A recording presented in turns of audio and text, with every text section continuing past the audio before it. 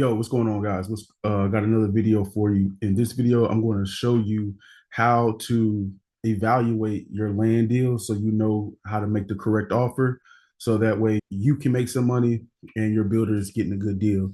So here is the CMA reports that I put together based off of, I went on Redfin. So this is free stuff, guys. If you don't have access to the MLS, do not let that stop you or give you an excuse not to be looking for deals, making offers and stuff like that. If you were to jump in my $97 land profit program, you are going to receive this, and it's going to come with the option to put a loan worksheet together. Once you start talking to lenders and getting more involved in it, your CMA. So it's going to give you two options. You're going to be able to put your land comps and then your new construction sales comps to basically justify the price that you're selling to these builders at. If they come back and say they need it a little lower or whatever, you have some wiggle room, and then the ROI and stuff like that pops up. So we're just focused on this. I already put the addresses and all that stuff in here, as you can see. So here at the top, these are the land comps.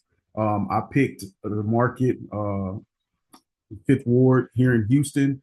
If you don't know where it's at, don't worry about it. But that's just what I went ahead and did.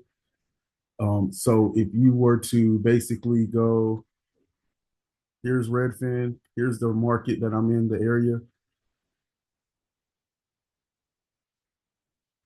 So what I did was I went ahead, looked at the new construction. So here are the comps that I was using. They do townhomes out there, patio homes, whatever you want to call them. And they essentially do these. They buy 5,000 square foot lots, and then they put two townhomes on them, so two packs. So you can see kind of how this looks. That's what they do. So on one lot, they'll subdivide and replat into two 2,500 square foot lots, and then they'll put these types of products up. So as you can see, I went ahead and did last 3 months sales, three bed, 2.5. All the comps that I use are pretty much the same: three bed, 2.5, three bed, 2.5, and then lastly, three bed, 2.5. So if we get back to our spreadsheet, so what we're going to go ahead and do here, we're going to take the price per square foot. So this is on market, okay? So obviously, when you're wholesaling your deals, you need them below market. That's a wholesale deal. So if you go equals the average, right? So we'll go average, and we're going to take the price per square foot. So we go to average price per square foot for the market is 23 bucks. And then obviously 5,000, 53, 51, 50. We'll just go 5,000 for the base. So here's your average price per square foot on market. So if we were to go take the average, right, and then multiply that by 5,000 square foot, because that's the minimum, right? They're going to always want a 5,000 square foot. So then you're going to change that. So $115,000 is the average on market. Okay. So if you look at that, you can just say, all right, well, shit, if I can find something for 90 and sell it for 100 or sell it for 105, a builder will come by it, and rightfully so, right? But a rule of thumb that I like to use is builders are not going to want to pay more than 15%. Some builders say 20, but I would use the 15% number of what the product that they're building is going to sell for. So, for example, we take a look at our comps here. As you can see and compare, here's the bed bath square foot. They're all pretty similar, right, in range. So we can go equals the same thing here. Average.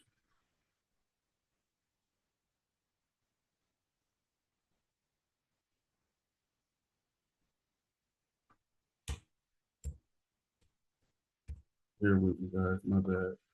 So we go average.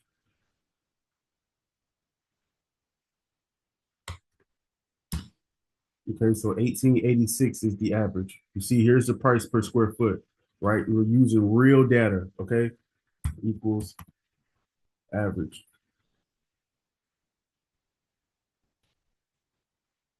This is going to be important. Let me show you why.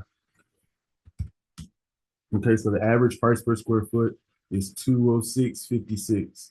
So then what we're going to do to get our number, our resale value, right, is going to go, we're going to go equals right here, the average price per square foot sold and the average square foot being built. Remember, always put it in. All right, so that's not it though, right? So that's the average price for one based off the numbers that the comps that we use. We can't, just pull numbers out of our ass. Like use the data. That's the most important thing. Like use the information that you have accessible to you. Because if somebody says, well, that's not kind of what I'm seeing, here are the addresses of the comps, right? Here are the addresses. They're sold in the last 3 months in that area. So let's say then you're going to go equals, because remember I told you they're cutting them in half and they're putting two up, right? So equals right here. Okay, so now once you figure out, okay, 389, 620 is average based off of the average price per square foot sold, right? Times the average square foot of the product that they're building. So once you multiply that, then what you're going to go ahead and do is take this. Remember what I said? They don't want to pay more than 15% for the lot, right? You can go up to 20, but I would just say 15. That's the number that I use. Times. So it's kind of basically on par for the average here. We're at 116, this 115. So you can see, okay, cool. Now, what you're going to do is, and I mean, I'm going to go ahead and show you. So what I like to do is just, and this is you filling it out. Because like I said, you can screenshot this and send it to your builders to basically say, hey, look, this is the numbers that I'm using based off of what I'm finding on the market, right? So then, I mean, we already know the average sales price is going to be equal to, well, we'll go.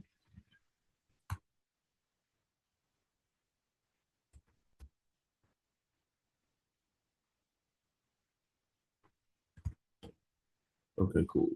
And then the number of sales, I think for the land in the last 3 months, I forgot. I have to go back on Redfin and look, but I mean, that's not super important right now. And you can honestly do this same thing right here, down here, right? So you can go median for median, average, and then number of sales.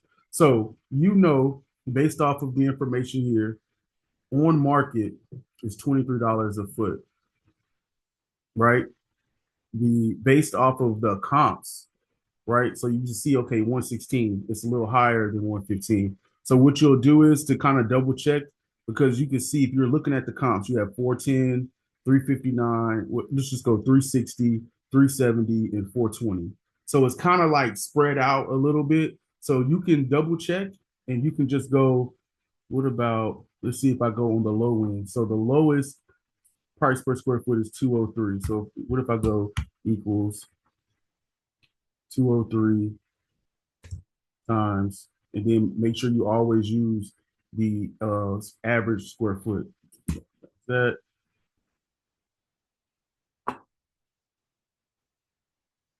equals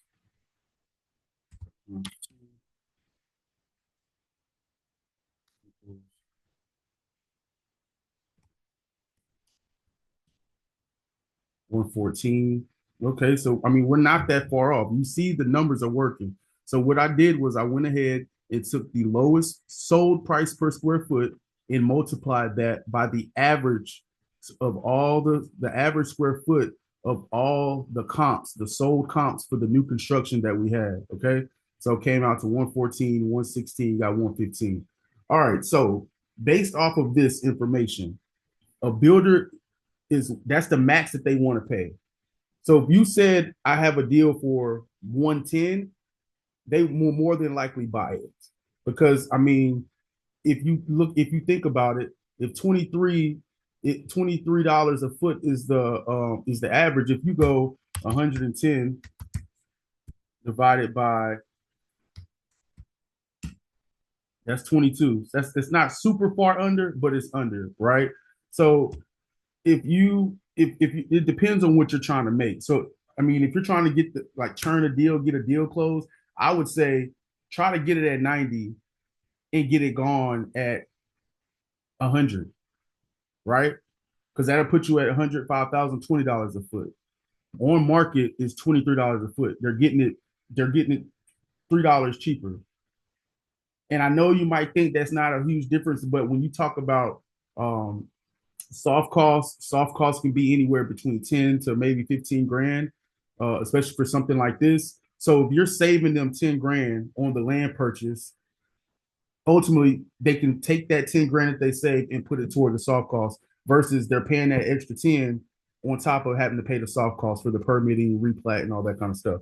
So this is how you evaluate and run your numbers when you're looking at wholesaling land, right? You make sure you do your land comps, make sure you do the new construction comps and compare. So you're going to take the average. Once you have the average, you're going to take the average square foot of it sold, multiply those together to come out and get these numbers right here. And then you're going to basically to compare, you want to see, okay, what's on market? What's the average on market? Because as you can see, you see 2340, 2427, 2642, 1798. But the difference is they're not all 5,000 square foot lots. They're close enough to use for comps, but you want to make sure you're comparing apples to apples. That's the most important thing. And so for this deal right now, I'm looking at it. I'm going to call the seller. I'm going to say, hey, me personally, I don't want to make anything less than 5 grand on a deal, right? So what I'm going to do is I'm going to call the seller and I'm going to say, hey, seller, run through this pitch. Do you own the property by yourself, or do you have any family or anything like that? Okay, cool. Do you have a survey already for the property? No. Okay. Well, is the title clean on the property? Any taxes, any liens, um, any potential airship issues, maybe a long distant cousin twice removed come out of nowhere to kind of mess the deal up. No. Okay, cool. Well, I mean, looking at your property and kind of looking at what's being sold on market, I'm prepared to offer 95,000 cash for this lot, and I'll cover the survey cost, and we could close in about 3 weeks, assuming title is clear. If they agree to 95, you know, automatic, you can go ahead and just go 105. So, like I said, just do the math.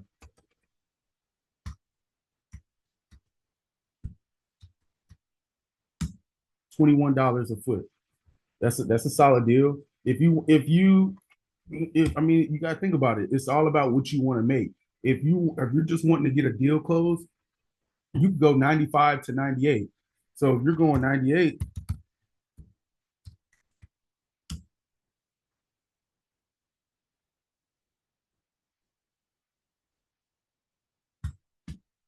that's 19 like that's a good deal. That's going to get taken fast, right?